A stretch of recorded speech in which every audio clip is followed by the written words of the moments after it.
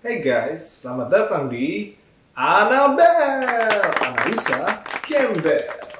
Oke, hari ini gue bakal ngasih tahu kalian 18 poin yang bikin gue yakin kalau Dalmi itu bakal sama Han Ji Pyong, bukan sama Dosan. Sebenarnya alasan gue bikin ini karena gue ngeliat tim Han Ji Pyong atau penggemar-penggemar Han Ji Pyong itu udah patah semangat ngeliat, aduh kok Dalmi sama Dosan mulu sih, kayak ini udah gak ada harapan nih sama Han Ji Pyong nih. Di sisa-sisa episode itu kayak jadinya udah pada males nonton. Aduh, males banget nih gue liat Dosan. Kayak gitu loh. Gue pengen kayak udah pada tahu. Males gue ngelanjutin film ini, udah tahu endingnya bakal sama Dosan. Pasti gitu. Dosan Dalmi itu udah endgame-nya. Jadi mereka tuh udah kayak, udah gue gak mau berharap banyak deh. Dan teori gue ini pengen matahin ketakutan kalian. Biar ngasih kalian secerca harapan untuk berharap kembali.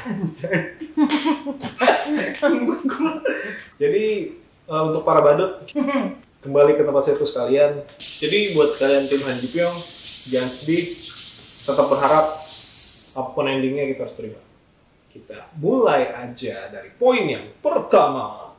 Poin yang pertama, Han Ji Pyong adalah orang pertama yang masuk ke dalam scene di film startup ini, diikuti oleh Dalmi setelahnya. Kenapa poin pertama ini penting? Menurut gue, di tiap drama Korea yang udah gue tonton, itu pasti karakter utama itu adalah orang yang bakal ada di screen pertama kali. That's my opinion. Poin yang kedua, pada saat pembagian saham, itu si Han Ji Pyong itu ngasih tahu ke Dalmi. Ya, ngasih tahu ke Dalmi dan tim bahwa analogi membuat startup itu seperti rumah tangga, ya, pernikahan. Couple married yang awalnya saling mencintai, saling mendukung, dan percaya akan sampai akhir. Tetapi terkadang kenyataan itu nggak sesuai sama keinginan.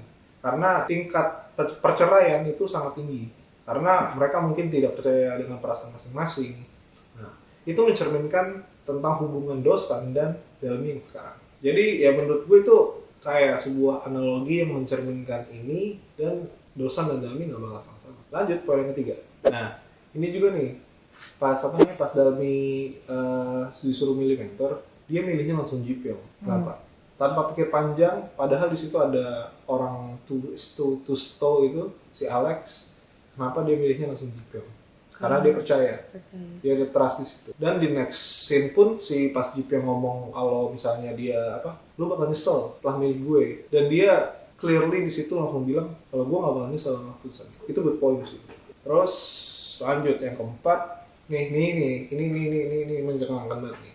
Ya tahu setiap Dalmi mikirin Ji Pyong atau si teman penanya ini, itu original soundtrack yang judulnya Future bakal di play. Lu tahu kan artinya Future apa? Tahu nggak?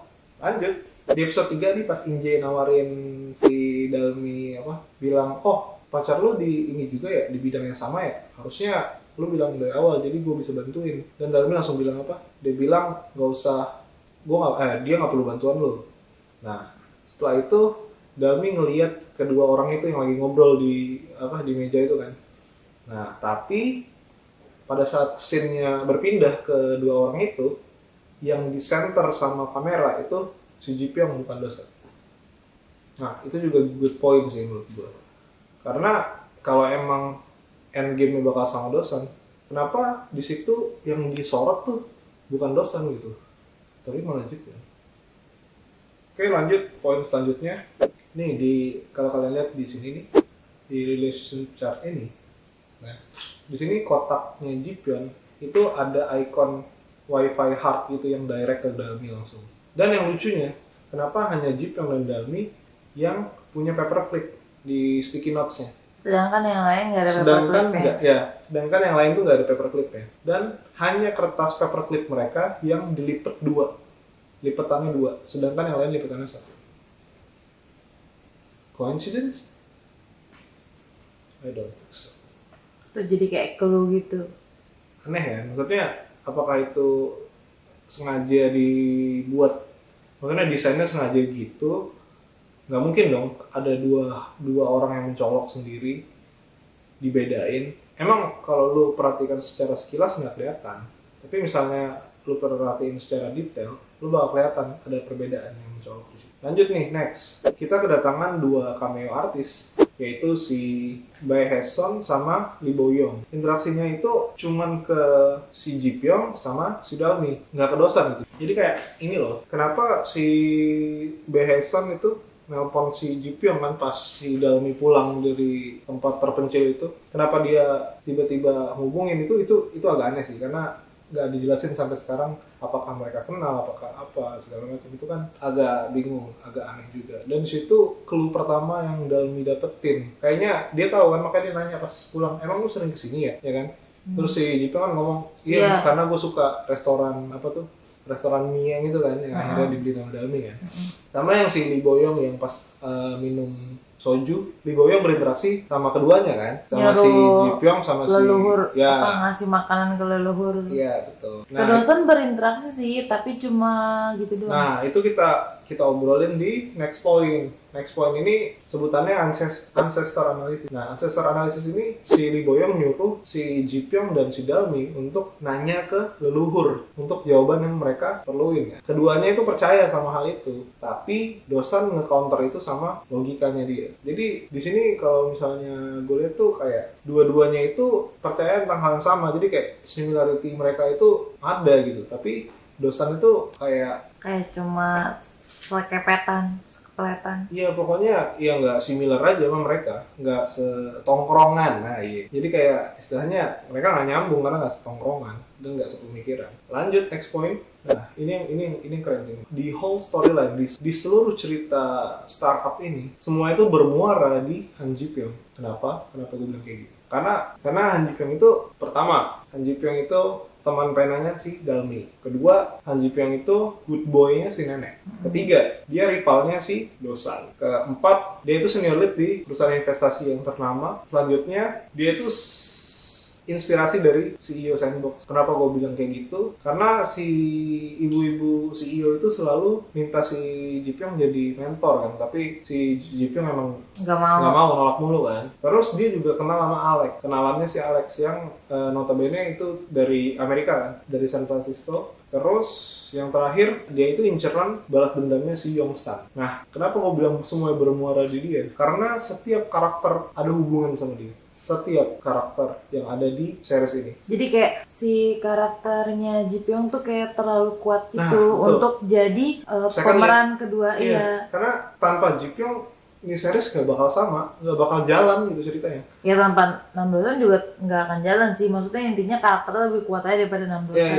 Iya, maksudnya kenapa seorang second lead memiliki peran yang terlalu besar di sini. Jadi menurut gue itu sesuatu yang aneh dan terlalu ketara aja, ya nggak sih? Lanjut, poin selanjutnya di episode 12, si Dosan itu mau nge-recall tentang berlayar tanpa peta yang diomongin sama Dalmi di surat. Dia mencoba untuk nyobain saat hujan-hujanan tanpa payung. Iya, dia nyobain hujan-hujanan tanpa payung, berharap bakal ngeliat pelangi. Ya, berharap bakal ngeliat pelangi di ujung jalan. Tapi sayangnya ternyata dia nggak nemuin pelangi itu kan. Berbeda dengan Ji Pyong yang dari kecil udah nggak punya orang tua. Dia emang nggak punya arah mau kemana. Dan akhirnya dia ketemu nenek dan dia akhirnya sukses. Nah, di sini sukses itu direpresentasikan sebagai pelangi. Jadi menurut gua si Ji Pyong itu ini lebih relate sama berlayar tanpa peta dibandingkan Dosan. Tapi ironisnya Ji Pyong selalu ngomong kalau lu berlayar tanpa peta, lu bakal mati. Dia selalu ngomong gitu. Dia selalu deny bahwa berlayar tanpa peta itu hal yang baik. Next point,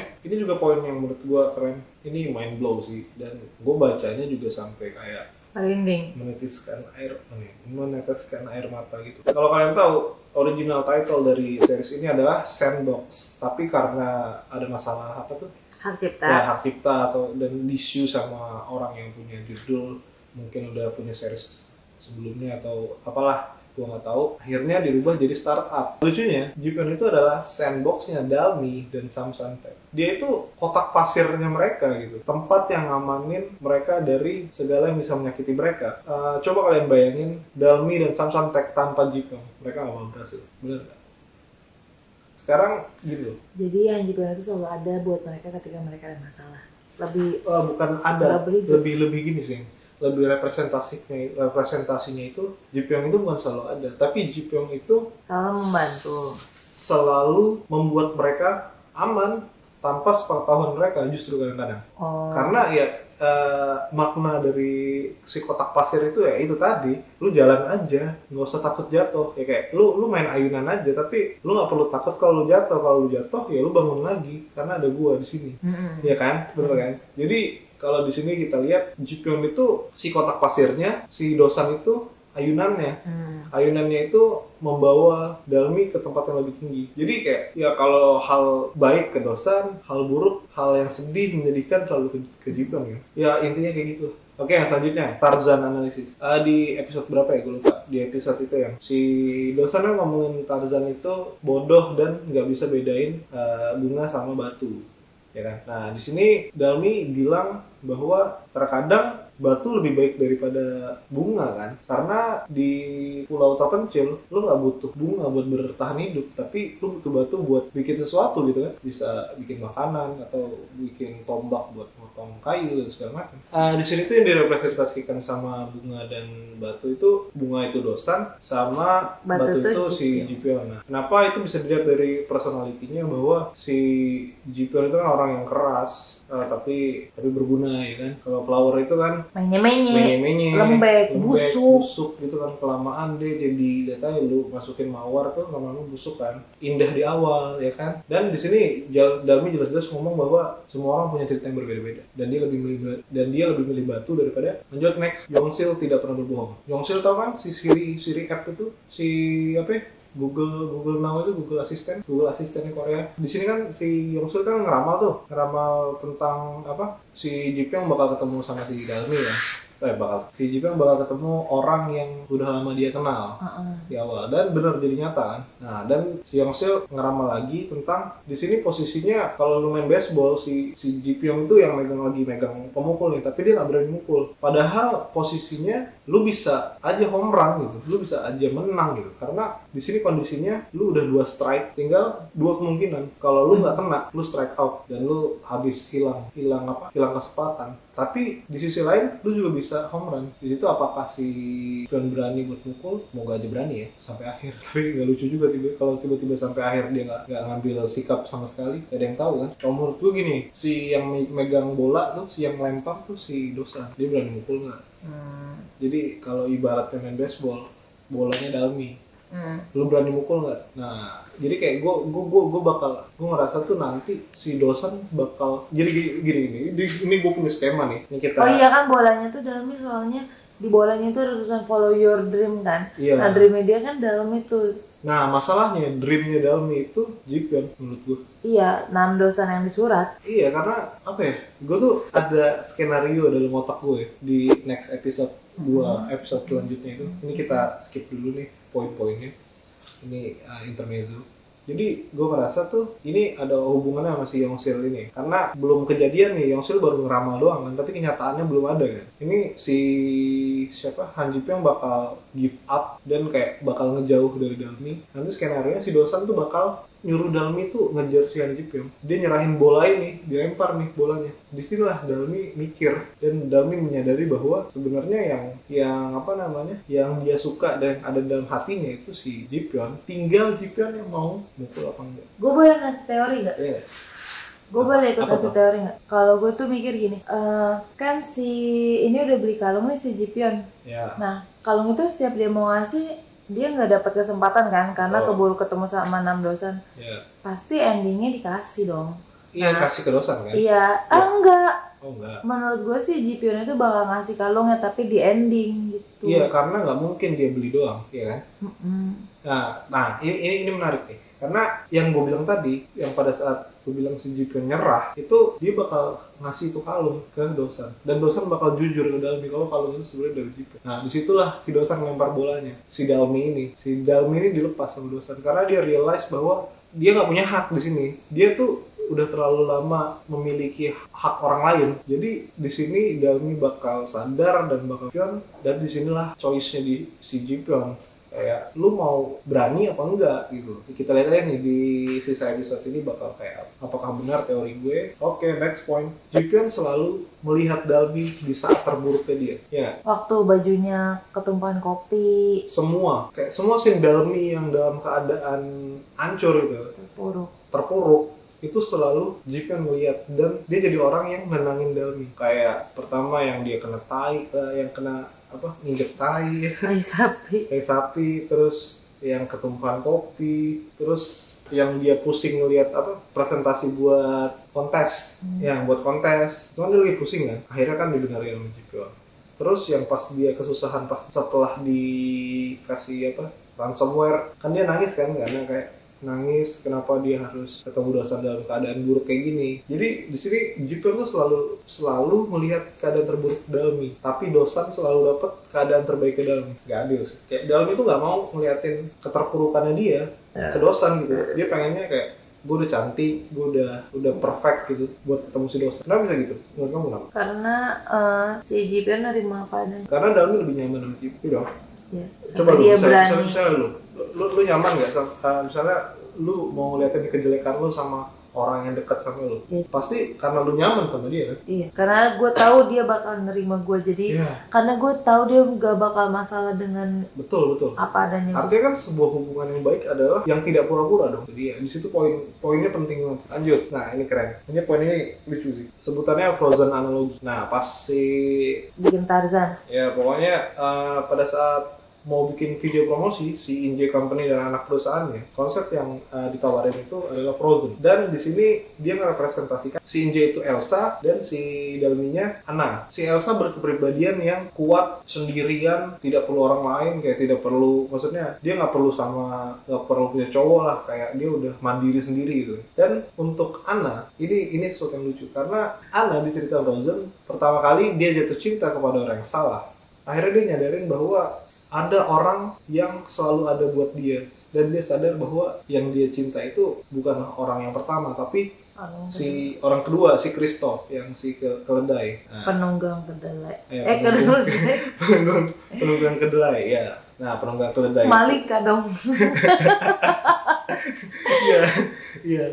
Jadi kalau ini dianalogikan hal yang sama, kalian bisa tebak dong. Iya nggak? Maksud gue, nangkep nggak?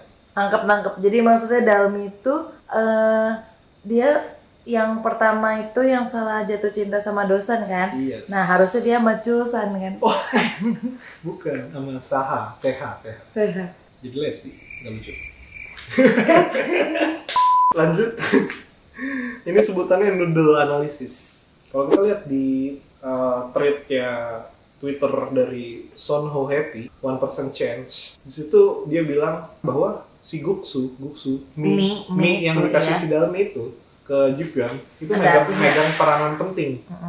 Why? Kenapa? Karena di sini tuh Mi itu menyimbolkan bahwa kelanggengan. Oh, kalau orang Cina sih ini panjang umur. Iya.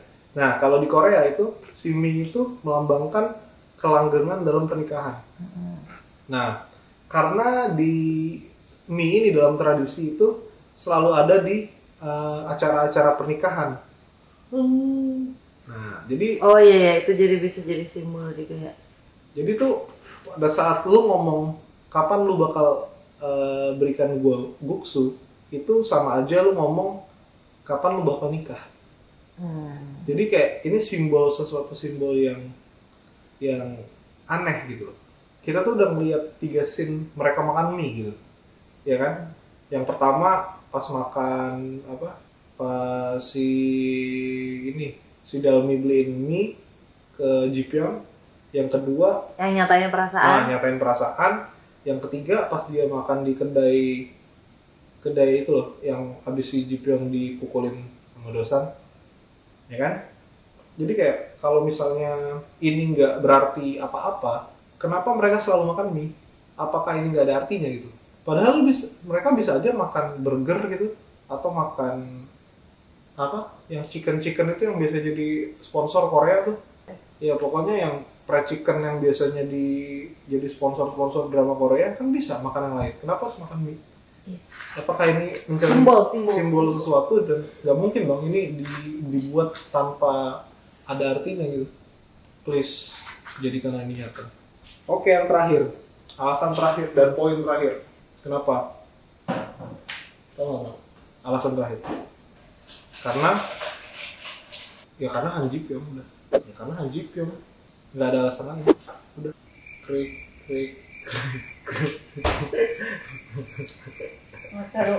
Nggak lucu. Nggak lucu anjing. Oke, poin terakhir ini pendapat dari gue. Bonus. Di sini ini ada kaitannya sama yang tadi siapa? Si Ji-Pyong itu selalu melihat Dalmi dalam keadaan terburuk. Di sini gue ngelihat Ji-Pyong itu adalah cerminan dari nenek. Dia nyamperin Ji-Pyong di terminal bahwa kalau lu sukses jangan cari gue, tapi kalau lu susah hubungin gue. Kalau lu nggak punya tempat tinggal, lu nggak punya duit buat makan, lu cari gue. Di sini tuh nenek ngerepresentasikan Ji-Pyong yang sekarang. Ya. Nenek tuh ngebentuk karakter Ji-Pyong menjadi orang yang tanpa pamrih membantu orang lain dan selalu ada di saat orang lain susah. Itu yang terjadi sekarang. Ji-Pyong tuh selalu ada dalam keadaan sulitnya Dalmi. Ya, bahkan dia ngomong ke Dalmi dia pengen diingat. Nah, jadi orang yang pertama. Dia pengen jadi orang yang pertama Dalmi ingat pada saat Dalmi susah. Ironis menurut gue. Dalmi selalu ingat sama Dosan di saat dia senang. Tapi yang tahu Dalmi sedih ya cuma Ji-Pyong. Jadi itulah beberapa poin dari gue yang bikin gue percaya dan berharap bahwa endingnya akan seperti apa yang gue bayangkan. Kalau kalian punya teori lain, boleh komen di bawah. Untuk tim Namu Dosan, jangan nonton video ini. Tolong lah, nanti ribut. Gue Mac. Sekian Anabel hari ini. Assalamualaikum warahmatullahi wabarakatuh. See you in the next video.